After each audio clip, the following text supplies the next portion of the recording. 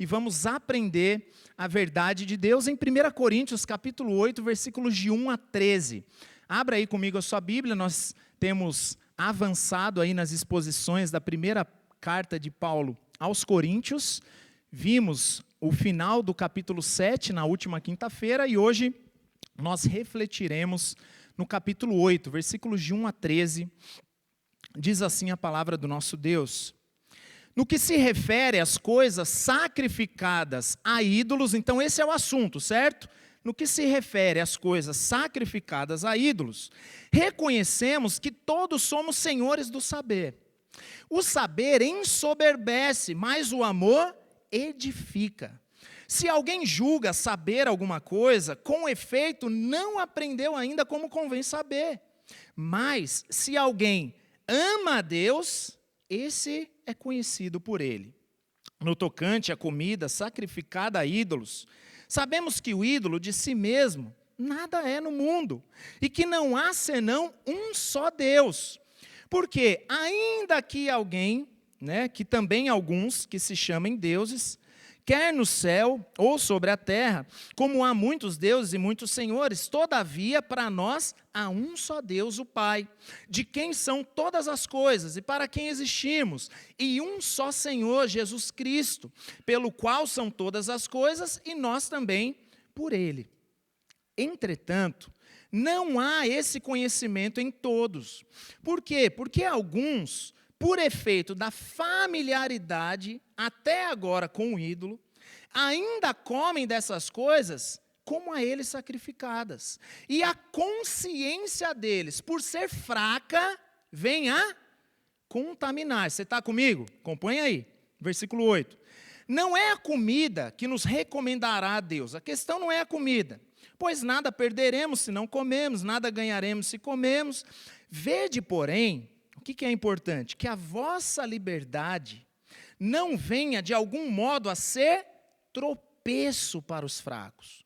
Porque se alguém vir você, olhou, viu você lá, que é dotado de saber, a mesa no templo do ídolo, a mesa no templo do ídolo é tipo um restaurante anexo ali com o templo, certo? Não será a consciência do que é fraco, induzida a participar de comidas sacrificadas a ídolos, eles vão ver você e vão fazer mesmo contra a consciência. Versículo 11. E assim, por causa do teu saber, perece o irmão fraco, pelo qual Cristo morreu. E desse modo, qual que é o problema? Pecando contra os irmãos, você está golpeando-lhes a consciência fraca deles, mas você não peca só contra eles. É contra Cristo que pecais. E por isso, se a comida serve de escândalo a meu irmão, nunca mais comerei carne, para que não venha a escandalizá-lo. Vamos orar mais uma vez?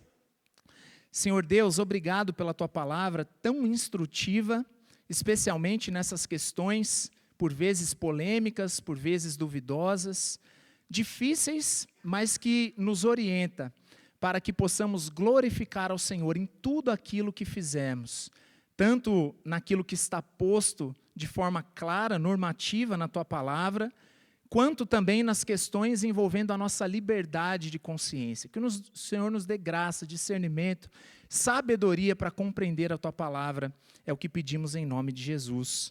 Amém. Os irmãos podem se assentar. E aí, vocês estão ligados? Firme aí? Bom, esse texto aqui, irmãos, é um texto muito necessário. Muito necessário, por quê? Porque tem a ver com questões, por vezes, polêmicas, e que envolvem a questão da liberdade de consciência. Bom, nós já vimos que a primeira carta aos Coríntios, ela trata de alguns problemas que havia naquela igreja. Paulo começa tratando esses problemas da igreja, e depois disso, ele começa a responder algumas perguntas que aqueles irmãos fizeram e que chegaram ao conhecimento de Paulo por meio de uma mensagem de WhatsApp, não foi isso? Foi uma carta endereçada pelos da casa de Cloé. Então, chegou até Paulo, às mãos de Paulo, essas perguntas, essas dúvidas. Uma delas nós já vimos na quinta-feira passada, na verdade por 2 quintas-feiras, que eram dúvidas a respeito do casamento, certo? Nós vimos que o casamento é da ordem criacional, Deus criou homem e mulher para que o casamento seja algo vitalício. Vimos várias questões, inclusive o casamento em tempos de crise, a questão do celibato, todas essas questões. E agora, nós estamos diante de uma nova pergunta feita por aqueles irmãos. Uma nova dúvida que havia naquela igreja. E é óbvio que nós não temos tempo aqui para tratar de todos os detalhes do texto, mas nós temos que ter em mente o contexto dessa dúvida. De onde surgiu essa dúvida? Que nesse caso se tratava de um problema envolvendo comer carne que era sacrificada aos ídolos. Então esse é o contexto. Animais eram oferecidos em sacrifício, isso nos cultos pagãos, que era muito comum em Corinto, na verdade no mundo grego, e a carne desses animais que eram oferecidos em sacrifício, em rituais pagãos, eram colocadas para serem vendidas no mercado. E os historiadores dizem que existia uma espécie de restaurante em anexo ao templo. Então todo mundo que ia comer ali sabia que a carne era a carne que foi entregue em sacrifício. E muitos comiam nesses restaurantes, muitos comiam essa carne, e por conta disso aconteceu essa celeuma na igreja. E aí, a gente pode ou não pode comer essa carne? Será que é pecado comer uma carne que foi oferecida aos ídolos? Então, no contexto do Novo Testamento, me parece que esse era um problema muito comum, especialmente por conta do paganismo, que era algo cultural entre os gentios. Tanto é fato, por exemplo, que você vai observar que esse é um assunto que aqui mesmo na carta ele se repete. Se você folhear um pouquinho a sua Bíblia aí, no capítulo 10, um pouquinho para frente, versículos de 14 a 33, Paulo ele volta a falar desse assunto. Esse é um assunto que ele também trata na Epístola aos Romanos, no capítulo 14. Então, me parece que essa era uma realidade muito comum, fazia parte do contexto onde eles estavam inseridos. Então, imagina, fala aí o nome de um açougue famoso aqui em Guaratinguetá. Não, açougue mesmo. Açougue. Tem um açougue chamado Padroeira? Ah, nossa, então tem tudo a ver com o texto. Mas imagina, você fala, qual que é o açougue que a gente vai hoje comprar uma carne e que a gente sabe que essa carne foi oferecida num culto pagão? Então não é algo muito próprio da nossa cultura. Mas essa dúvida, ela surge justamente por quê? Porque havia crentes na igreja que comiam essa carne normalmente. E eles alegavam o seguinte, olha, não tem problema nenhum comer essa carne. Por que que eles comiam normalmente?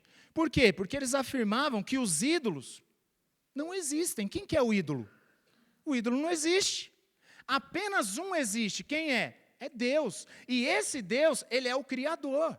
Então foi Deus que criou a vaca, foi Deus que criou o porco, né? Então o ídolo nem existe, ele nada é. Ou seja, eu como e glorifico a Deus. E, por outro lado, havia naquela igreja, além, é claro, dos judeus que tradicionalmente não comeriam uma carne sacrificada aos ídolos. Isso aí é indiscutível, tá? Mas o contexto, muito claramente, nos apresenta que eram pagãos convertidos ao cristianismo. Por quê? Porque ele vai falar da familiaridade com os ídolos. Tá? Então, o contexto aqui é do próprio pagão, alguém que era pagão, mas que se converteu ao cristianismo, ao evangelho de Jesus. E ele viveu a vida toda no contexto de idolatria. E mesmo se convertendo, eles ainda tinham essa familiaridade com os ídolos, no sentido de que se eles comessem aquela carne, era como se eles estivessem participando daquela idolatria. Então, imagina, a vida toda eles ofereciam aquela carne em sacrifício aos ídolos. Agora, eu fui convertido, né? Eu creio no evangelho de Jesus, eu vou comer de novo? Ah, não posso. Se eu comer essa carne, eu estou voltando ao velho homem. Eu estou pecando contra Deus. E por isso a consciência deles ainda não conseguia desvincular o comer da carne da adoração aos ídolos. Certo? Então imagina, você está num contexto onde o paganismo é algo cultural. Por conta disso, as carnes que eram entregues em sacrifício, elas eram vendidas no açougue, e alguns membros da igreja comiam normalmente, falavam, não tem problema nenhum. E outros falavam, de jeito maneira, se eu comer isso aí, eu vou estar voltando ao velho homem, eu vou estar pecando. E a consciência o acusava. Então, basicamente, era como se aqueles irmãos perguntassem para Paulo, Paulo, nós podemos ou não podemos comer a carne sacrificada aos ídolos? Normalmente a gente corre para o pastor, né? E aí, pastor, é pecado ou não é pecado? Você vê que isso já acontecia aqui em Corinto.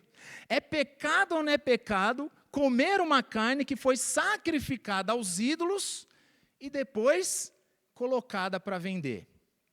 E aí eu pergunto para você, se parasse a mensagem aqui agora, não precisa me responder não, tá, irmãos? Mas se eu perguntasse para você, e aí? O que você responderia? É pecado ou não é pecado? Nós vamos fazer um churrasco na igreja, lá na festa caipira, tá? Nós somos abençoados, né? Abençoados lá pro pessoal da Umbanda, do Candomblé, e eles deram para a gente um monte de bodezinho, olha o bodezinho preto, olha que coisa mais linda, né? Eles usaram lá não sei para quê, mas olha só, vai ter o caldinho, vai ter a paçoca, vai ter o milho, mas também vai ter um churrascão de bode. Oh, coisa boa. Você fala, não, mas pastor, não dá, porque foi oferecido aos ídolos. E aí?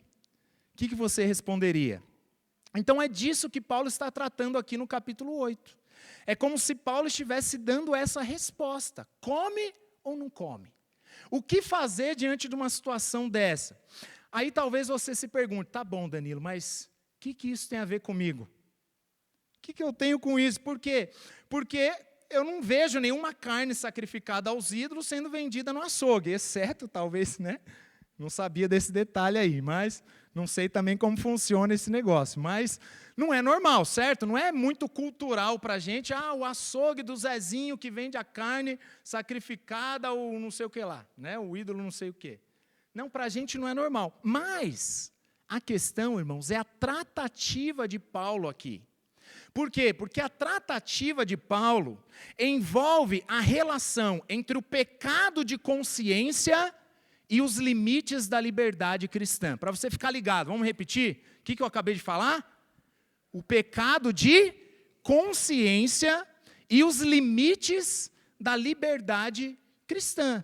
Então, por mais que você pense, não, mas esse negócio de carne sacrificada aos ídolos não tem nada a ver comigo, esse não é um problema da semente da vida. Mas isso envolve comida, bebida, festas.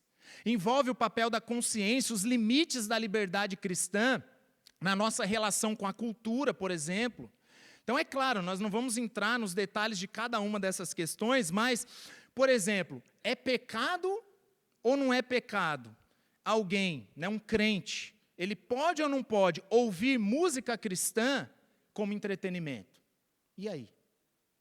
O crente, ele pode ir no cinema? Ele pode ter televisão em casa? Ele pode fazer maquiagem? O crente, ele pode tomar uma taça de vinho? O crente pode participar de festas religiosas? Ele pode comer doce de Cosme e Damião? Né? Então, esses assuntos, eles são difíceis, por quê? Porque são questões que envolvem a nossa liberdade. São questões que envolvem aquelas coisas a respeito das quais Calvino chamou de coisas intermediárias. Coisas intermediárias. O que são coisas intermediárias? Vou ler para você, Calvino falando agora, hein? Por coisas intermediárias, quero dizer aquelas coisas que, em si mesmas, não são nem boas, nem más. Elas são neutras. As quais Deus deixou ao nosso critério, mas em cujo uso devemos observar com moderação, para que não haja distinção entre liberdade e libertinagem. Então, é um campo meio que de neutralidade, onde nós temos liberdade de consciência. E abrindo um parênteses, eu não posso estender muito, mas esse assunto da liberdade de consciência é um assunto extremamente interessante que nós poderíamos nos aprofundar, assim, nós poderíamos fazer uma série de aulas sobre a liberdade da consciência. Por quê? Porque isso envolve até a questão do Estado laico, ou seja, esse negócio vai longe, mas existe uma liberdade. Eu posso dizer para você, como pastor, tenho autoridade para falar para você, olha, compre isso, venda aquilo, viaje para não sei aonde. Não, aí alguns querem pegar o pastor, né, fazer armadilha para o pastor. E aí, pastor, faça ou não faça? Para colocar o pastor numa arapuca, né?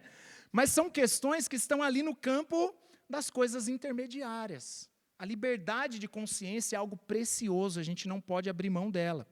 Então, nem sempre são coisas que foram necessariamente oferecidas a ídolos, mas que por muitas vezes estão associadas às práticas do velho homem. Então, tem coisa que para alguns seria tranquilo, assim, no aspecto da liberdade de consciência, mas você vai associar com a sua vida antes de Cristo.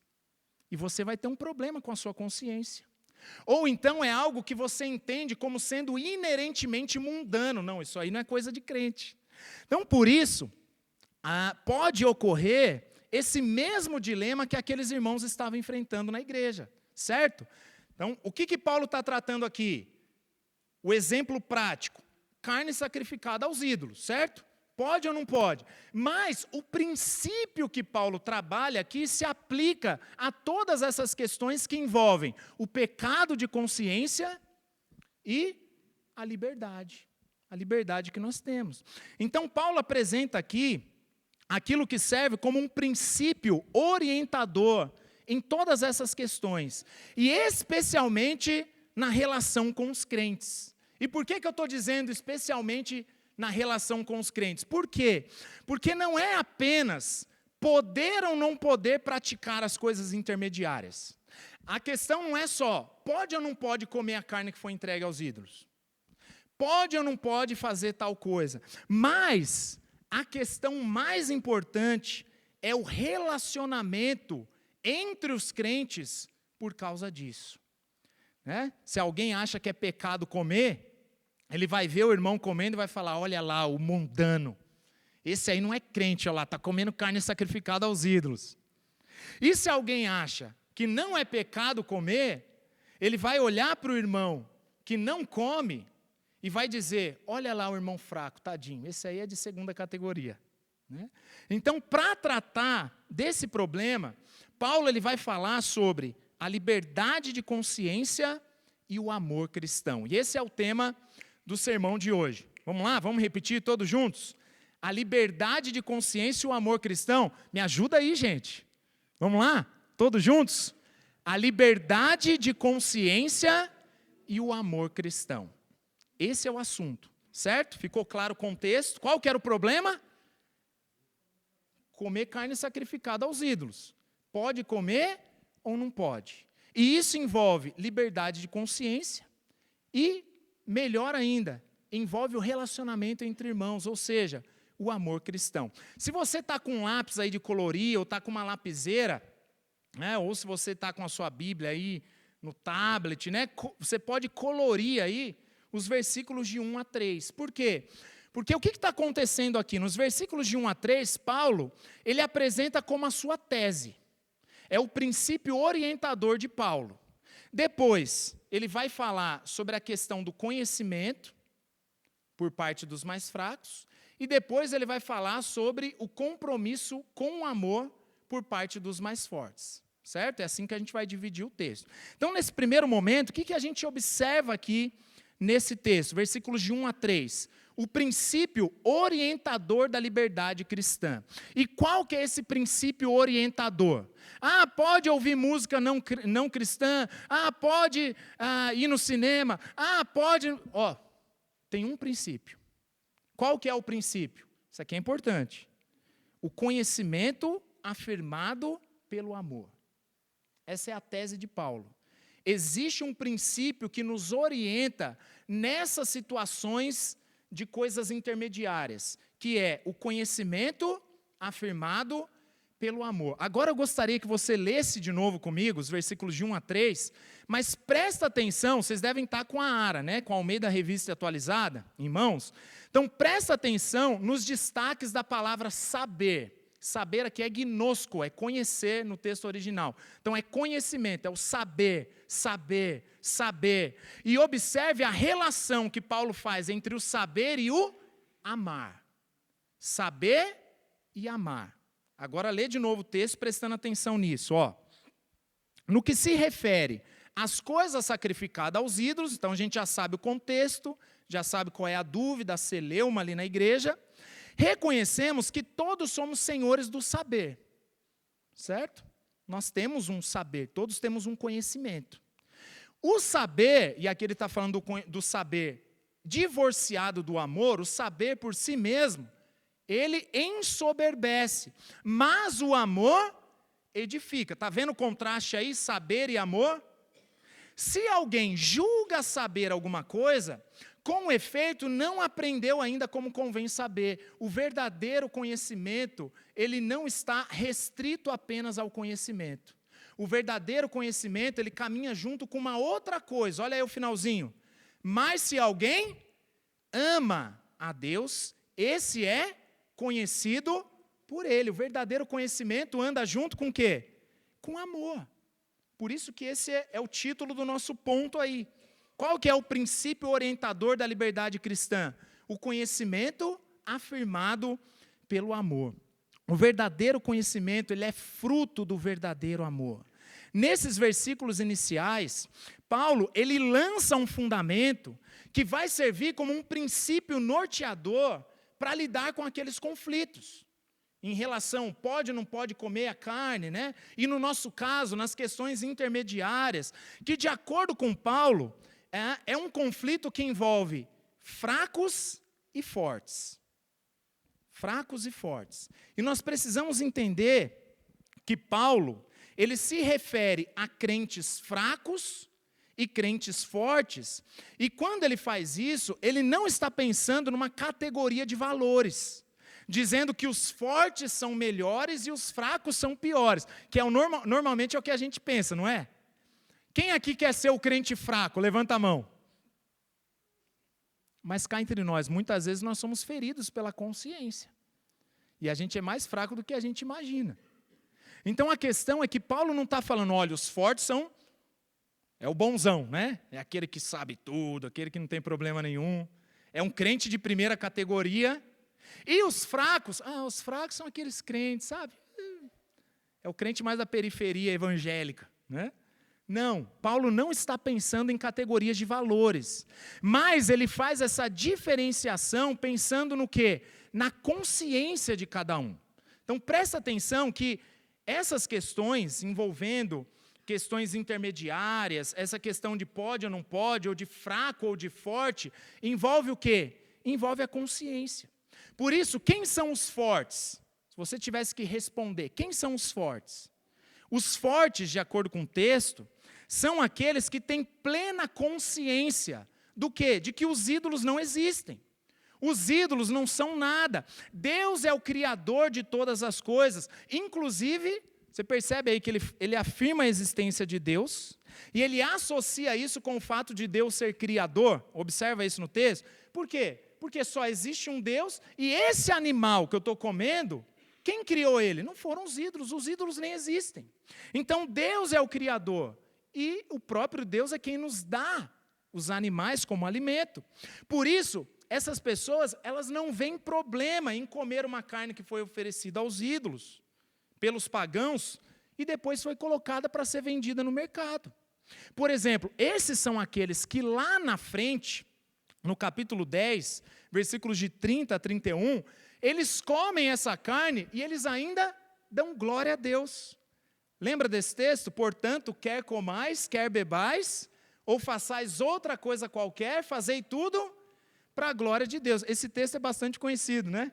E está no contexto justamente disso. O contexto é justamente esse, daqueles que comem a carne, sem nem perguntar se foi sacrificado ou não aos ídolos, e eles comem para a glória de Deus. Então, Deus é o Criador. Eu estou comendo e estou dando graças a Deus. Qual que é o problema nisso? A minha consciência não me afeta. Por isso é forte a questão da consciência. E quem são os fracos?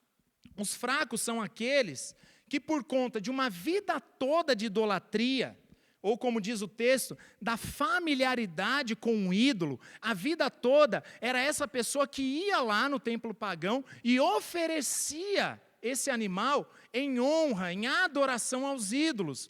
E por conta disso, dessa familiaridade, se eles comerem agora, mesmo sendo crentes, mesmo tendo convertido, se eles comerem agora, eles serão acusados pela consciência de que eles estão fazendo algo pecaminoso. Os fracos não são fracos porque eles são crentes de segunda categoria, mas eles são fracos porque têm uma consciência fraca. E por que eles têm uma consciência fraca? Porque falta conhecimento. Falta conhecimento. Essa é a tese de Paulo. Então, tanto a definição de crentes fortes quanto fracos estão relacionados com o quê? Com a consciência. O forte, ele tem uma consciência plena. Por quê que ele tem uma consciência plena? Porque não falta conhecimento. E por isso ele não é acusado pela consciência. E o fraco, ele tem a consciência fraca, por quê? Porque ainda falta conhecimento. E por isso a consciência o acusa. Certo? Mas o princípio que Paulo apresenta aqui coloca crentes fracos e fortes numa mesma página. É o que Paulo está fazendo, ele está colocando tanto fortes quanto fracos numa mesma página. E é justamente esse o ponto de Paulo. É um princípio orientador para essas questões de coisas intermediárias, envolvendo o pecado da consciência e os limites da liberdade cristã. E por que nós podemos afirmar que Paulo está apresentando um princípio norteador aqui? Por que a gente pode afirmar isso? Então, gostaria que você prestasse atenção nessa grande concentração das palavras saber aí, que é conhecimento, conhecimento no original. Então, nesses 3 primeiros versículos, Paulo ele está enfatizando o conhecimento e ele está relacionando o conhecimento com o quê? Nós já lemos. Vocês estão comigo? Com o amor, certo? E a tese de Paulo é de que o conhecimento na vida cristã, ele nunca pode ser divorciado do amor. Está claro isso no texto? O amor, sem o conhecimento, ele é um problema. Assim como o conhecimento sem o amor, também é um problema ainda pior. Por isso, qual que é o princípio orientador de Paulo aqui? De que o conhecimento e o amor, eles devem caminhar juntos, colocando fortes e fracos numa mesma página, unindo fortes e fracos. Ou seja, deve haver uma busca pelo conhecimento por parte dos fracos e um compromisso com o amor por parte dos fortes. Essa é a orientação aqui de Paulo. Consegue perceber isso no texto? Então, nesses 3 primeiros versículos, nós temos a relação entre o conhecimento e o amor como um princípio orientador da relação entre fracos e fortes. É o que Paulo está fazendo aqui. Precisa haver um esforço e um compromisso de ambas as partes. E aí, qual que é o ponto? Ele está apresentando a tese aqui, certo? Então, no restante do texto, ele vai aplicar essa tese. E é o que a gente observa. Por exemplo, ele está tratando de 2 questões aqui. Vocês estão comigo? Muito sono aí, gente? Dá uma espreguiçada aí, mas você tem que ficar ligado, certo? Ficou claro? Contexto, carne sacrificada aos ídolos, essa é a celeuma ali, que envolve questões intermediárias. Aí nos versículos de 1 a 3, o que Paulo está fazendo? Apresentando a tese dele, um princípio orientador. O conhecimento e o amor devem caminhar juntos, fracos e fortes, eles estão numa mesma página. E no restante do texto, nós vemos Paulo tratando essas 2 questões. Quais questões? Conhecimento e amor. E eu queria que você olhasse isso na Bíblia, seja bereano, para você não acreditar no que eu estou falando. Então, olha só, versículos de 4 a 8, Paulo fala sobre a necessidade de conhecimento por parte dos fracos, de 4 a 8. Versículos de 9 a 13, ele fala sobre a necessidade de amor por parte dos fortes. Pegou aí? Princípio orientador, que coloca fortes e fracos numa mesma página. Ambos têm compromisso. Envolve conhecimento e envolve o amor. Então, aquele que falta conhecimento precisa buscar o conhecimento. E aquele que não tem praticado o amor precisa começar a fazê-lo. Então, é como se Paulo ele apresentasse aqui a sua tese de que o conhecimento e o amor precisam caminhar juntos, e isso é um compromisso de todos, de fortes e fracos. E aí, depois disso, ele apresenta os pontos de cada um. A falta de conhecimento por parte dos fracos, a respeito dos ídolos e a falta de amor por parte daqueles que são mais fortes, certo? Então vamos lá, a falta de conhecimento dos fracos a respeito dos ídolos e o pecado da consciência. É o que Paulo vai tratar aqui nos versículos seguintes, de 4 a 8. Acompanhe comigo na sua Bíblia. No tocante à comida sacrificada a ídolos, olha, ele retoma um assunto. Ele começou falando no versículo 1, olha, a respeito da comida sacrificada aos ídolos, não é? Está aí na sua Bíblia? Então ele fala isso, ó, a respeito daquela dúvida lá, eu vou apresentar minha tese. Aí ele fez isso, versículos de 1 a 3. Agora ele retoma, agora ele fala, ó, vou retomar um assunto, mas agora eu vou especificar cada ponto da minha tese. Percebe o que Paulo está fazendo? Então a tese é conhecimento e amor caminhando juntos. Aí agora ele vai para o desenvolvimento da tese. Aí ele vai falar, olha, agora vamos falar sobre o conhecimento. Então, no tocante à comida sacrificada a ídolos, sabemos que o ídolo de si mesmo nada é no mundo e que não há senão um só Deus. Porque ainda que há também alguns que se chamem deuses, quer no céu ou sobre a terra, como há muitos deuses e muitos senhores, todavia, para nós, há um só Deus, o Pai, de quem são todas as coisas. Então, todas as coisas pertencem a Deus. E para quem existimos? Nós existimos para Deus. E um só Senhor, Jesus Cristo, pelo qual são todas as coisas. E nós também por Ele. Aí agora é o ponto, ó. Aí ele vai falar de forte ou de fraco. Eu quero que você perceba isso no texto. Entretanto, não há esse conhecimento em todos. Ele está falando de quem? Dos fracos. Por quê? Porque alguns, os fracos, por efeito da familiaridade até agora com o ídolo, eles ainda comem dessas coisas como a eles sacrificadas. Então eles não conseguem desvincular. Eles comem a carne, mesmo sendo crentes, mesmo entendendo que só há um Deus, mas quando eles comem, parece que eles estão entregando de novo para o ídolo, eles estão pecando, como a eles sacrificadas. E por conta disso, a consciência, olha só, tem sempre a ver com a consciência. A consciência desses, por ser fraca aí, ó. Paulo está falando que ele é fraco, tá? Não estou inventando moda.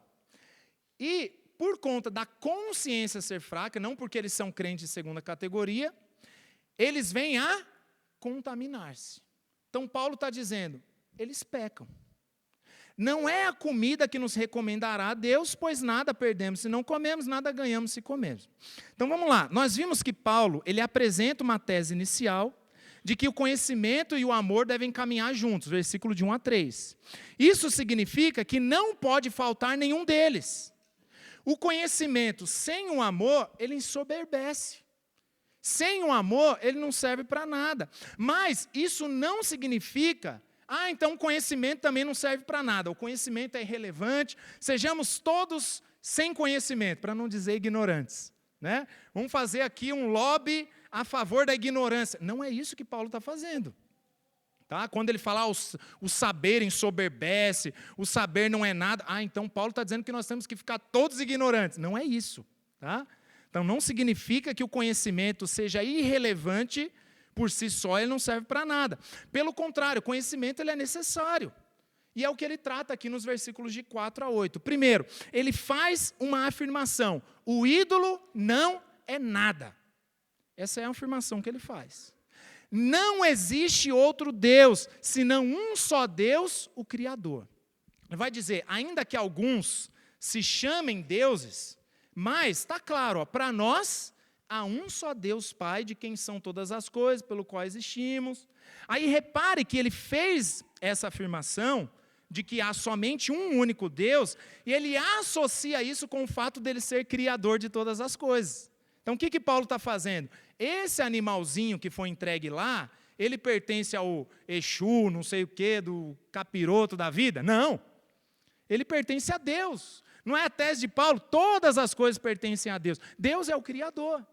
Então, ele faz essa associação de que há um só Deus e associa com o fato dele ser o Criador. Inclusive, ele vai trabalhar isso melhor mais à frente, lá no capítulo 10, enfatizando a questão de que não tem problema nenhum comer a carne. Por quê? Porque quem criou a carne não foi o ídolo, mas foi o Senhor Jesus, foi o Senhor Deus, o Senhor Criador. O ídolo sequer existe, mas aí ele apresenta um problema. Então, o conhecimento o ídolo não é nada, ele não existe. Só há um Deus e esse Deus é o Criador. Entretanto, não há esse conhecimento em todos. E a consciência destes, por ser fraca, vem a contaminar-se. Então, o problema é que para alguns, o que falta? Paulo está dizendo aí, não há esse conhecimento em todos. Então, por que a consciência vem a contaminar? Porque falta alguma coisa. O que é? Conhecimento. Repare que não é apenas um conhecimento puramente cognitivo. Não é estritamente cognitivo. Mas é um conhecimento ligado a algo mais experiencial. E ele fala, por conta da familiaridade com o ídolo. Mesmo falando que o ídolo não existe, e até crendo, às vezes, que de fato não existe, tá bom, Paulo, não, realmente, eu entendi na Bíblia, e só há um Deus, o Deus Trino, mas ele passou a vida toda acreditando naquilo. É fácil, gente? Não é fácil. Imagina, a situação de alguns naquela igreja. Sabe aquela coisa que você até sabe que aquilo não é verdade, mas a sua experiência parece dizer o contrário? É mais ou menos isso aqui. Eles viveram a vida toda no contexto de idolatria.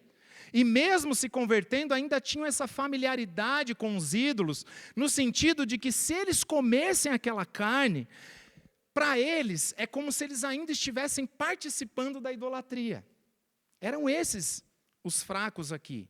A consciência deles ainda não conseguia desvincular o comer daquela carne com a adoração aos ídolos. Parece que as duas coisas, sabe, não tem como desvincular. Você consegue imaginar isso?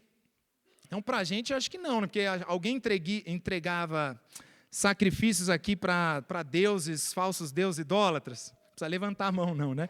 Mas não é muito comum. Mas imagina que você passou a vida toda adorando Maria, como se ela fosse divina. Imagina que você passou a vida toda prestando adoração aos santos, fazendo peregrinação para a Basílica lá de Aparecida. E você está lá o tempo todo, a vida toda, para pagar as promessas, como um meio de merecer a salvação, como uma forma de alcançar o perdão de Deus pelo sacrifício, pelas obras. Você passou a vida toda adorando Maria, os santos. Aí eu falo para você o seguinte, olha, eu gostaria de ir até a Basílica, está programando aqui, lá em Aparecida, mas para conhecer a forma como eles se organizam, a arquitetura, um passeio cultural, sabe? Algo para conhecer a tradição e tal. Aí você vai dizer, Deus que me livre, ainda vai fazer o sinal, né? Deus que me livre, misericórdia, mas não vou de jeito nenhum. Por quê? Porque quando eu falo isso para você, o que você imagina?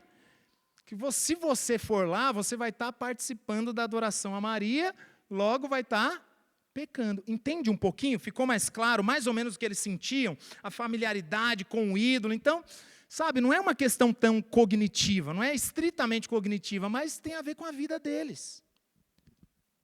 Então, é mais ou menos o que estava acontecendo aqui, né, com esses crentes em Corinto. E qual que é o grande problema? O grande problema, e a gente precisa prestar atenção nisso, presta atenção nisso, hein? Vocês estão comigo? Fica ligado aí. Então, o problema é que se alguém age contra a consciência, nesse caso, mesmo a gente falando, olha, os ídolos não existem, essa pessoa peca. É o texto que está dizendo. Elas vêm a contaminar-se. Ah, mas então quer dizer que o ídolo, a carne por si só, tem uma magia ali misteriosa das trevas e a hora que entrar no seu estômago vai tomar o seu corpo. Não, não é nada disso. A carne é a carne criada por Deus. Só há um Deus. Mas se você age contra a consciência, você está pecando. Isso aqui é importante, que Paulo está dizendo aqui. Ainda que não seja necessariamente pecado, por exemplo, fazer uma visita lá na Basílica para conhecer a arquitetura, com valor histórico, cultural. Por quê? Porque você não está prestando culto a Maria, o seu coração não está ali. Você já entendeu que existe apenas um único Deus trino, que é digno de adoração, mas se você ainda acha que é pecado ir lá, e mesmo achando que é pecado, você for, nesse caso, você peca. Essa é a lógica do texto. Ah, não, Danilo, mas agora você exagerou, eu acho que é pecado mesmo. Né?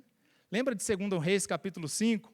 Naamã, comandante do exército do rei da Síria, era grande homem diante do Senhor, porque por ele Deus deu vitória à Síria. Era ele herói da guerra, porém, leproso. E ele ficou sabendo por uma menina que havia um profeta em Israel. E ele vai, aí leva um monte... Lembra desse texto? Aí ele leva lá as 10 vestes festivais, leva ouro, leva prata e vai lá a fim de comprar a bênção, né, do profeta. Só que Deus já falou para o profeta, você não vai aceitar um centavo desse cara. Depois Geazi foi lá, mentiu e se lascou porque a lepra passou para ele. Lembra desse texto? E aí Eliseu ainda recebeu ele com um recado desaforado. Falou, vai tomar banho. Né? 7 banhos no Jordão. Lembra disso? Aí ele ficou curado, ele foi, resmungou, não quero, tal. Aí os compatriotas, ele falou, meu Senhor, né, se ele pedisse alguma coisa difícil, o Senhor não faria. Que isso, Abana e Farfar, rios de Damasco, são bem melhores do que essa água barrenta do Jordão, mas mesmo assim, resmungando, ele foi. Deu 7 banhos e ficou curado. Aí ele volta, querendo comprar a bênção, aí Eliseu falou, não vou aceitar nada, pode levar tudo embora. Aí ele fala, mas eu gostaria de fazer um pedido. Eu gostaria de levar um pouco de terra daqui de Israel. Por quê? Porque eu quero construir um altar para o Deus de Israel, o verdadeiro Deus, lá na Síria. E eu vou adorar o verdadeiro Deus. Eliseu, beleza, pode levar e adora mesmo. Só que ele fala, olha, mas tem um problema. Qual que é o problema? O problema é que o meu rei, ele entra no templo pagão para adorar Rimon. E a hora que ele entra no templo para adorar Rimon, ele pede para que eu fique do lado para eu me apoiar nele. Aí Eliseu fala, rapaz, vai lá e ajoelha lá, seu coração não está lá, vai em paz. Não é isso que Eliseu diz? Então a questão, eu vou em Aparecida. Aparecida é um prédio, irmãos. É uma construção, tem o seu valor histórico. Tá? Mas, se a sua consciência te condena, e você vai, você peca. Por quê? Porque tem a magia de Maria que vai te dominar. Não. Você está pecando contra a sua consciência. Está claro isso? Nas coisas intermediárias, onde há liberdade, que são coisas que não são necessariamente pecado, mas se você acha que é pecado e ainda assim você age contra a consciência, você peca se você fizer. Esse é o princípio. Isso precisa ficar muito claro, gente. Muito claro. Agora, muitos até entendem isso, mas a questão é, será que aceitar que alguns podem pecar por causa da consciência, né, seria aceitar que o fato daquilo que os acusa é um estado eterno, é um padrão de normalidade, ou uma nova regra que a gente vai criar para o resto da vida? Ou seja, nós entendemos que aquele que acha que é pecado comer a carne sacrificada aos ídolos, eles não devem comer, por quê? Porque se eles comerem, eles estão pecando contra a própria consciência. Mas a questão é, eles estão fadados a isso para o resto da vida? É só não comer para sempre e pronto? Obviamente que não. Por quê? Porque falta alguma coisa neles, falta o conhecimento. Então pensa numa pessoa que cresceu num contexto onde usar bermuda é pecado. Eu passei por isso na minha adolescência. E para um adolescente ter que jogar bola só de calça, irmãos, é difícil. Né? Minha mãe veio desse contexto, pentecostalismo. E numa época de usos e costumes. Agora imagina alguém que viveu a vida toda, cresceu num ambiente onde usou bermuda, pecado. Só que agora ele conheceu uma igreja reformada. Ele conheceu uma igreja que ensina que a questão, nas coisas intermediárias, deve haver liberdade. A gente não pode usurpar a liberdade de consciência. Mas a consciência dele diz que se ele usar bermuda, ele vai se igualar com os ímpios e ele vai pecar. A consciência dele diz isso para ele. Então qual que é a recomendação do texto? Se ele agir contra a consciência, ele está pecando. Ele vai se contaminar. Não sou eu que estou dizendo que ele tem que usar a calça para o resto da vida, irmãos. Mas a consciência dele impõe isso sobre ele. Mas agora a questão é, então esse irmão, ele está fadado a não usar bermuda para o resto da vida? Não. O ponto do texto é que o motivo da acusação da consciência está relacionado com o quê? Com uma falta, não é isso que o texto deixou claro? Falta de conhecimento. E é um conhecimento que é assimilado pela experiência. E às vezes tem que ter paciência. Tem que ter paciência com as pessoas. Por quê? Porque às vezes, mas a Bíblia não diz isso, tal, tal. Tá bom, mas se eu for para a praia de bermuda, eu estou pecando. Tem que ter paciência. Por quê? Porque não é só um conhecimento estritamente cognitivo, mas é assimilado pela experiência. O texto fala dessa familiaridade com o ídolo. Ou seja, assim como deve haver um compromisso por parte dos fortes de amar os fracos, não levando o fraco a pecar, e isso Paulo vai tratar no final do texto, mas da mesma forma deve haver um compromisso dos fracos de não julgar os fortes. Ele não vai dizer isso aqui, mas ele vai falar em outro texto, tá? Que aparece em outros lugares.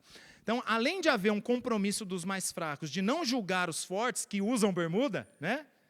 Mas também deve haver um compromisso de guiar as suas experiências pelo conhecimento da verdade. Primeiro, por quê? Porque nós não temos que ser guiados pelas experiências, e sim pela verdade. Não é a experiência que guia a nossa vida, nós somos guiados pela verdade. Eu falei disso aqui no início. E outra, por quê? Porque o texto não apresenta a falta de conhecimento como algo desejável. Paulo não está dizendo, olha, desejem a falta de conhecimento. Não, até porque Paulo vai chamar esses irmãos do quê? De fracos. Falta algo. É claro que não é no sentido de que eles são crentes de segunda categoria, mas porque falta o conhecimento pleno, assimilado pela experiência. E é isso que torna a consciência forte ao ponto de não mais acusá-lo por aquilo que não é verdadeiro. Percebe esse processo? Então tem um processo de um conhecimento que é assimilado pela experiência e a consciência, como fruto disso, ela se fortalece.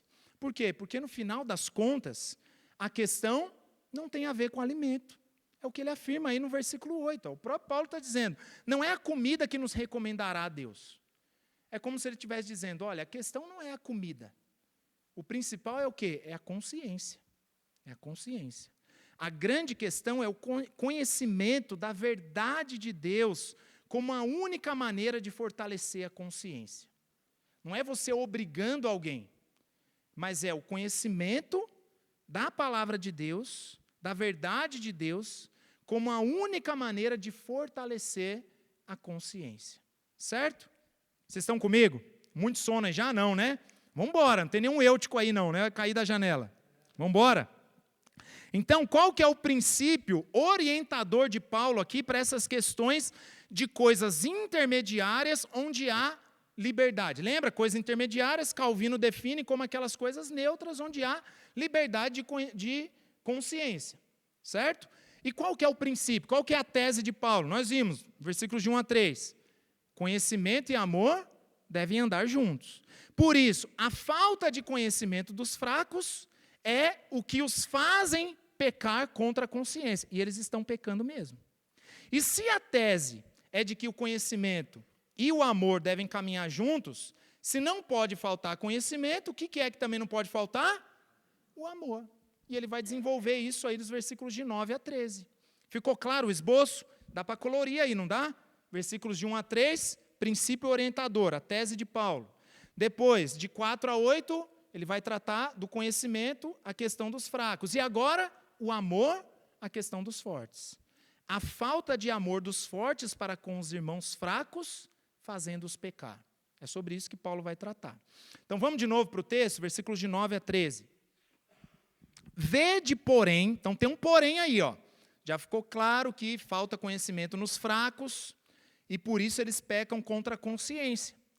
Mas tem um porém. Aí o porém agora, porque ele vai mudar o assunto maior aqui. Ele estava falando do conhecimento, agora vai falar sobre o amor. Vede, porém, que essa vossa liberdade não venha, de algum modo, a ser tropeço para os fracos. Por quê? Se alguém te vir a ti, que é, aqui, vir a ti é ver você, tá? Ver você, que é dotado de saber. Então, você é forte. Você não tem problema de falta de conhecimento. Você é dotado de saber. Mas, se a pessoa vê você forte, que é dotado de saber, A mesa em templo de ídolo, aí você fala, nossa, a mesa em templo de ídolo, será que eles entravam no templo para cultuar? Não.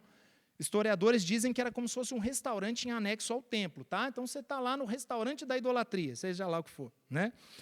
Não será a consciência do que é fraco induzida, ó, pega aí, ó, induzida a participar de comidas sacrificadas a ídolos?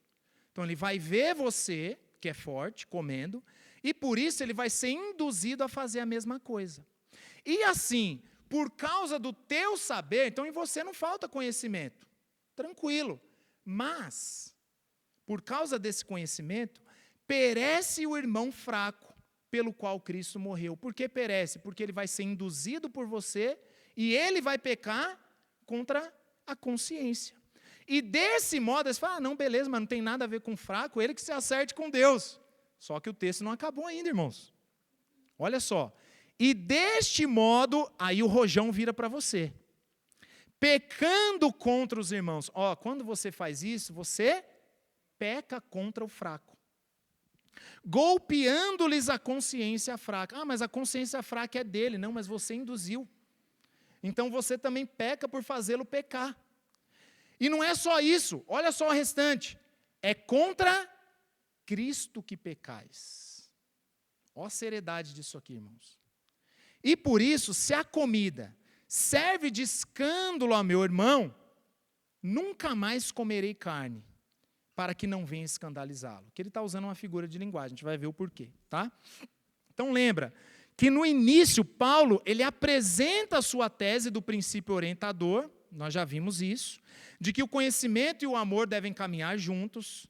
E se por um lado deve haver um esforço por parte dos mais fracos no que tange ao conhecimento, da mesma forma precisa haver um compromisso por parte dos mais fortes no que tange ao amor.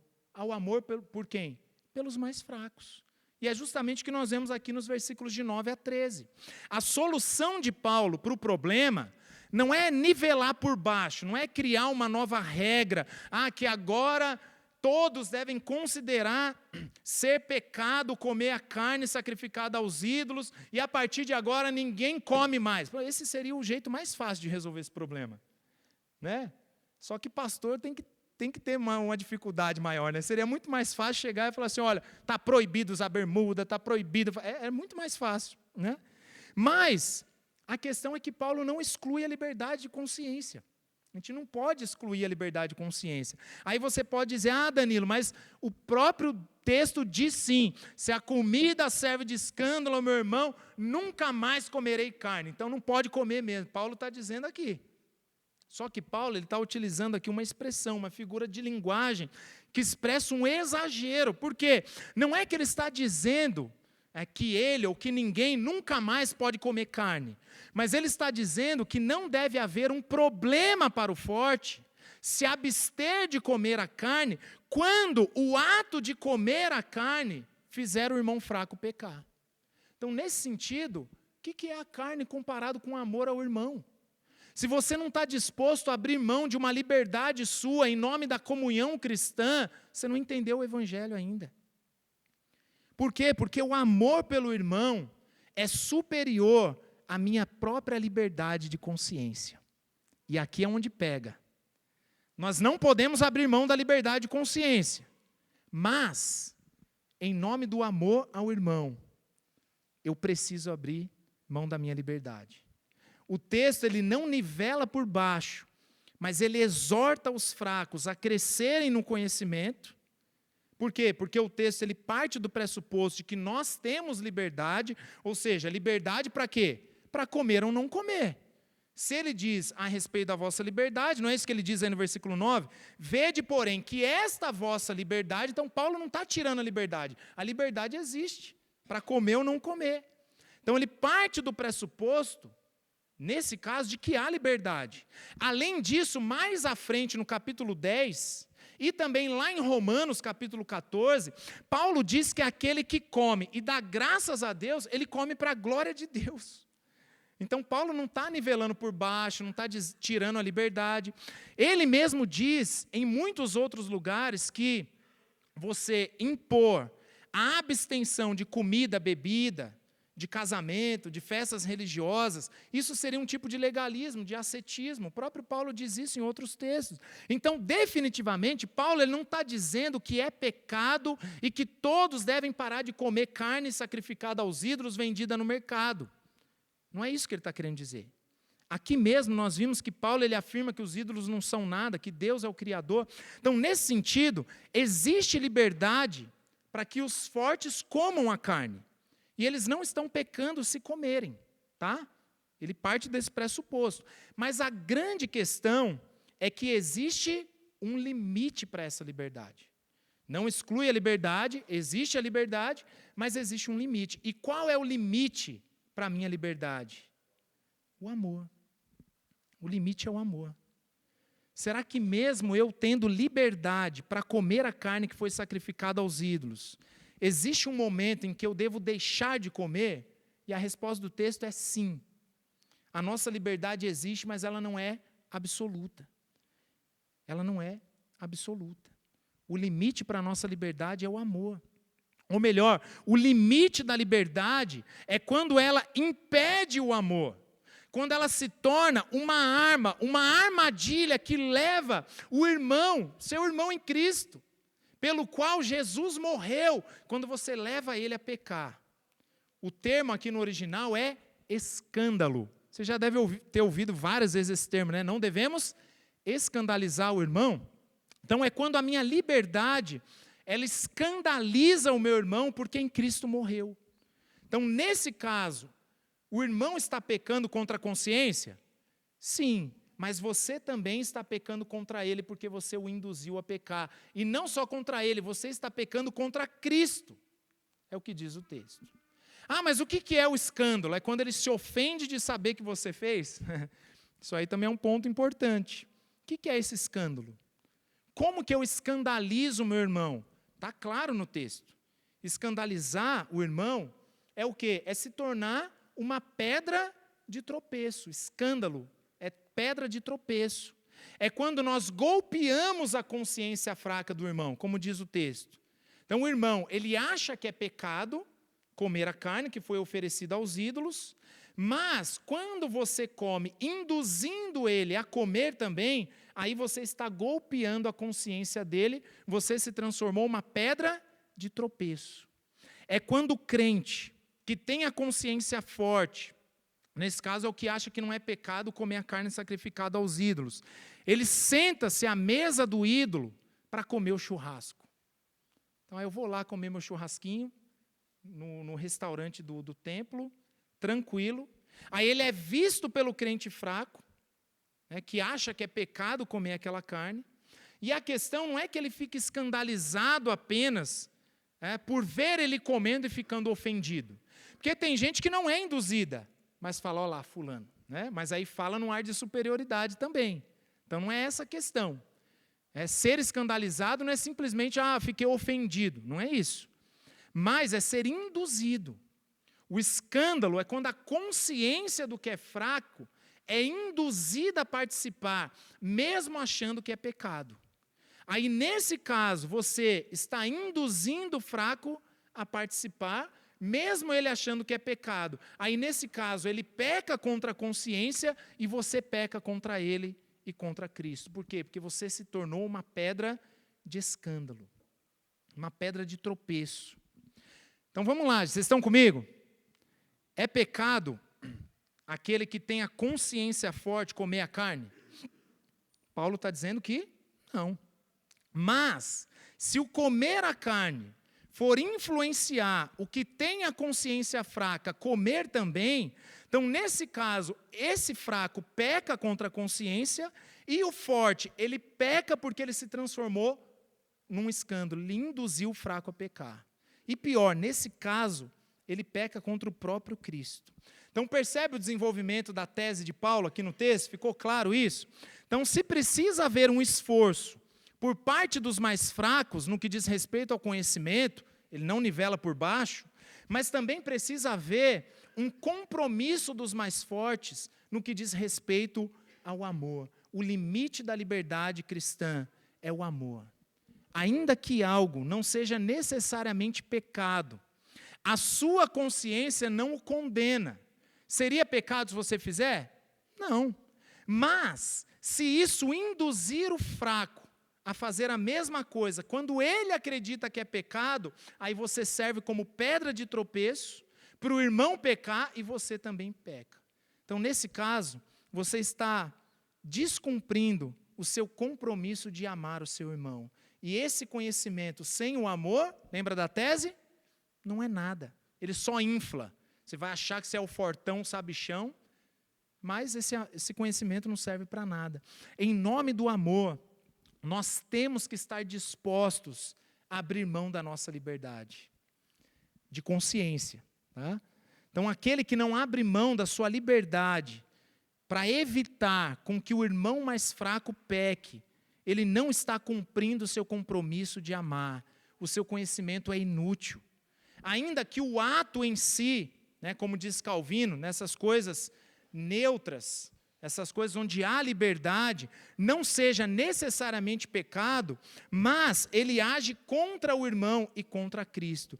Meus irmãos, isso nos ensina que o Evangelho de Jesus, ele parte do pressuposto de que nós não somos os senhores de nós mesmos. Muitas vezes nós vivemos como se nós fôssemos os senhores da nossa própria vida. A liberdade é minha. Eu faço o que bem entender. Não cabe isso na vida cristã. Não cabe isso na comunhão da igreja. Nós estamos ligados uns aos outros pelo sangue de Jesus. Ainda que nós tenhamos a liberdade de consciência, isso não significa liberdade absoluta. Não significa que você é o senhor da sua própria vida. Aquele que não abre mão da sua liberdade pelo amor, ele ainda não compreendeu o Evangelho de Jesus. O outro é mais importante do que a minha própria liberdade e do que os meus direitos. O fundamento da tratativa de Paulo é o Evangelho de Jesus Cristo. Nós temos liberdade, sim, mas o limite da nossa liberdade é o amor pelo outro, é servir o outro, é se entregar em função do outro, e nisso consiste o Evangelho de Jesus. O Senhor Jesus, ele deu a sua vida por nós, para nos livrar do quê? Da condenação do pecado. Para nos livrar do pecado, o Senhor deu a sua vida em nosso lugar. Olha só, a lógica aqui é a mesma. A lógica de Paulo é a lógica do Evangelho. A fim de que o meu irmão não seja levado ao pecado, eu renuncio o meu direito e a minha liberdade. É a lógica do Evangelho, irmãos. Existe um limite para a nossa liberdade cristã, e esse limite é o amor, é a entrega. E esse é o terreno onde o Evangelho cresce, onde o Evangelho frutifica. O conhecimento é necessário, mas divorciado do amor, ele ensoberbece. Infelizmente, por um lado, graças a Deus, tem havido um movimento muito bonito no Brasil de um redescobrimento da teologia reformada, e isso é bom. Boa doutrina, boa eclesiologia, igrejas fortes, púlpitos fortes, mas em contrapartida, tem havido também um movimento incipiente de pessoas que veem na teologia reformada apenas uma desculpa para a libertinagem. Aí eles dizem, não, mas existe liberdade de consciência. Olha só, isso aqui são as coisas neutras. Sim, mas o seu compromisso primeiro é com o amor. Se você não abre mão da sua liberdade em nome do amor, você pode ser o maior teólogo do século 21. Ah, mas eu sou mais inteligente do que o John MacArthur. Ah, eu prego melhor do que o John Piper. Mas se não tem um compromisso com o amor, joga a sua teologia no lixo. Não serve para nada. Esse é o princípio de Paulo aqui. A lógica é a mesma. É a lógica do Evangelho. Se eu não estou disposto a abrir mão da minha liberdade em função do amor, a minha teologia, meu conhecimento não presta para nada, não serve para nada. O conhecimento, ele precisa ser acompanhado pelo amor, e quando ele é acompanhado pelo amor, ele constrói, ele cresce, ou como diz o texto aí, ele edifica.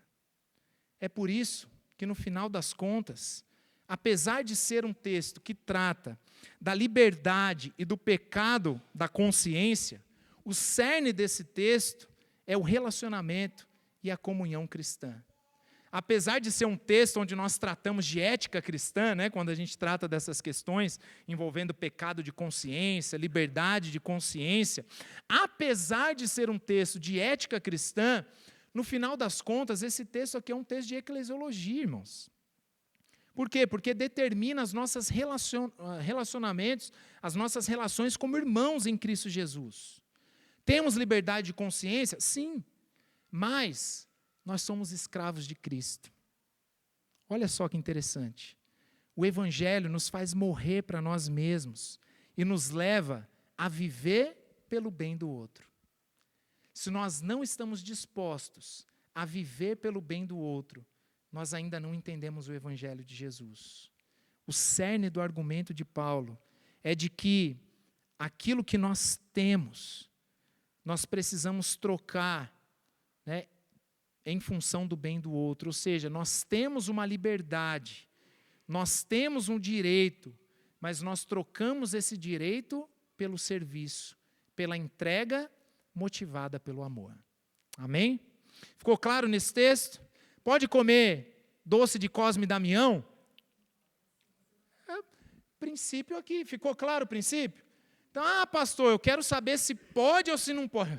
Eu não tenho como saber se a sua consciência te acusa de verdade ou não. É coisas intermediárias, irmãos, aí fica difícil para a gente. Né? Pode, não pode? Não sei. Pode comer Cosme e Damião? Não sei. O que eu sei é o seguinte, o princípio do texto é esse, e é um princípio orientador. Você aplica, aí você sabe onde você está. Você está no lado daqueles que acham que não é pecado. Eu acho que não é pecado, a minha consciência não acusa. Então, você te ofereceram na rua, come sem deixar ninguém ver. Brincadeira, irmãos, eu não estou dizendo que pode comer ou não pode, isso aí é vocês. Tá? Mas o princípio precisa ficar claro, certo? Princípio orientador, conhecimento e amor caminhando juntos. Por parte dos mais fracos, o conhecimento. Por parte dos mais fortes, o amor. Tá bom? Então vamos orar?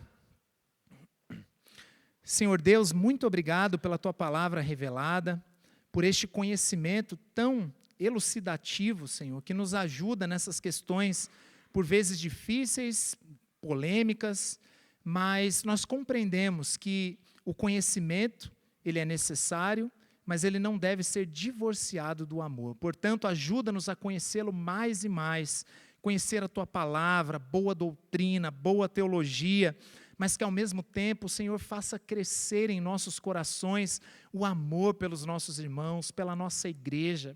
E se em algum momento o nosso agir, a nossa liberdade, ferir a consciência dos nossos irmãos, o que é a nossa liberdade comparada com a cruz de Cristo? Portanto, ajuda-nos, Senhor, a nos entregar uns pelos outros, servir uns aos outros, pois sabemos que esse é o terreno fértil, onde o Evangelho cresce, onde nós somos edificados. Nós te damos graças por este momento e te louvamos em nome de Jesus. Amém.